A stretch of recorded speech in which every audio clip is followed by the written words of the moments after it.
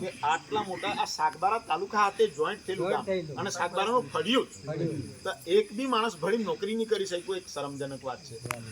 રાજકારણ કઈ હદે આજે 35 વર્ષથી કોની સરકાર છે?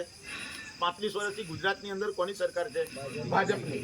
તો એક માણસ તો નોકરી કરતું આખા ગામની અંદર લાગવા નહીં દે. આપણને કડિયાત બનાવે બધા કડિયાત.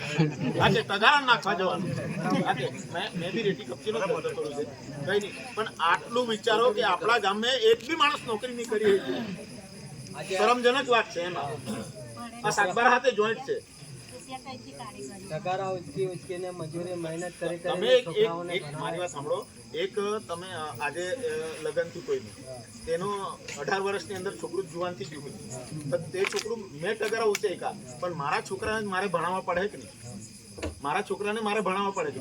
તો મેં ભણાવ્યા પછી મારો છોકરો નોકરી લાગવું જોઈએ. એકા તલાઠી, એકા ગ્રામ પંચાયત, એકા સભ્ય તો બનતો.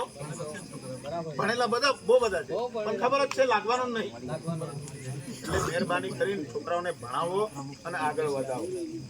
ભણવું તો જ ગાંઠે આ લોકો ને આપણને લૂંટી લે. અહીં છે ને આ પતરા લગાવ્યા ને, આ કોઈ સરકારી પરવાનગી લઈને લગાવ્યા છે. આપણને ગામ ઉઠાને બી પત્ર લગાડી દઈએ.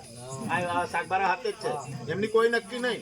ચાલ ભાઈ તમે ઉઠીને સૌરાષ્ટ્રમાં જાઓ, તમને ત્યાં જમીન આપે છે, તે રેતીવાળી જમીન, અને તેમાં જીવજો એમ કરીને બી મોકલી દે. આજે ચેતવું છે, મેં ધમકી નહીં આપતો, ચેતવું છે. કેવડિયામાં ઉઠાડ્યા તળવીજ સમાજના છે, ત્યાં ઉઠાડી દીધા, તેમને લગાવ્યા, માર્યા, તેમના ઘેર તોડી નાખ્યા.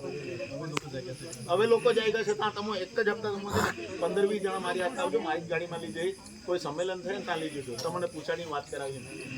બસ આટલા મારા શબ્દ છે ને, મેં વિરમું છું.